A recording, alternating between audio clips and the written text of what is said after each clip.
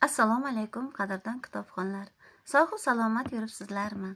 Bugun sizlar bilan yana kitobimizni davom ettiramiz. 55-betga keldik.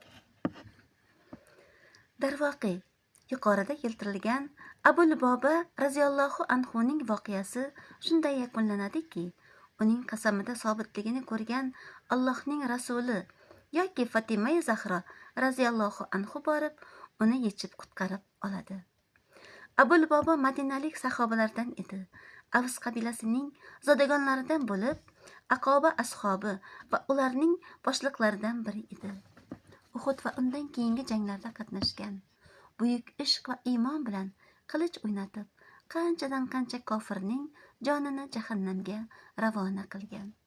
Badr urushida Rasululloh sallallohu alayhi vasallam uni Madinaga hokim etib tayinladi.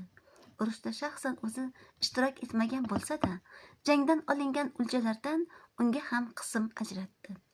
Bu jihatdan olganda Badr jangida ham ishtirok etgan hisoblanadi.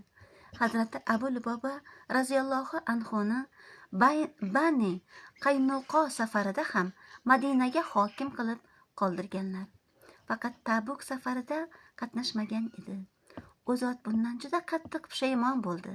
Qalbiga otash tushib, jismin jonini kuydirdi. Bir necha kunlar tinmay yig'ladi. Ko'z yoshlariga g'arq bo'lib tavba qildi. Tavbasining qabul qilinganligi Alloh tomonidan shu oyat orqali bildirildi. Boshqalar esa gunohlarini e'tirof qildilar. Ular yaxshi va yomon amalni aralashtirib qilganlardir. Shoyatki Alloh ularning tavbasini qabul qilsa, albatta Alloh mag'firatli va rahimli zotdir. Darhaqiqat, Fatima radhiyallohu anhuning sharafini tamomila ta'riflash biror kimsaga nasib qilmagay.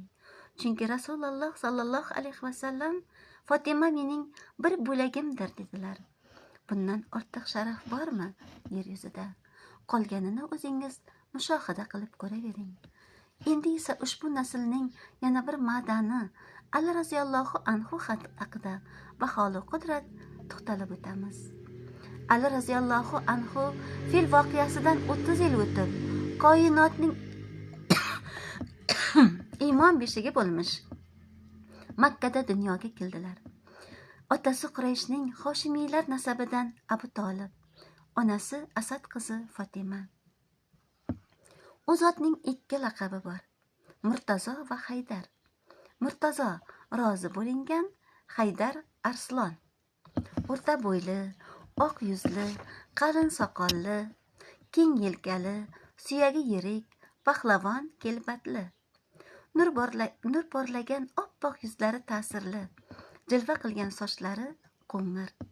Rasululloh sallallohu alayhi vasallam 40 yoshlarida nabiylik vazifasini oldilar. Payg'ambar alayhissalomga birinchi bo'lib ishongan inson zavjasi Hadicha Kubro radhiyallohu anhu edilar. Rasululloh sallallohu alayhi vasallam zavjalari Hazrati Hadicha bilan namoz o'qiyotganida ichkariga to'satdan kichkina Ali kirib keldilar. Bu aqlni shoshirib qo'yadigan manzarani ko'rib, hech narsani tushunmay kutib turadilar. Namoz tugagandan so'ng yaqinlashib so'radilar: "Nima qildingizlar?" Allohning habibi savolga izoh beradilar: "Yo Ali, bu ko'rganing Allohga ibodatning haqiqiy shakli bo'lgan namozdir. Robbimizning oldida maqbul qilingan ibodat shakli shundaydir. Oldin yuborilgan payg'ambarlar keltirgan tavhid dinida ibodatning asosi bo'lgan namoz bo'ladi. Men ham seni Allohga iymon keltirishga va uning dinida aytilganidek ibodat qilishga da'vat qilaman. Musulmon bo'l."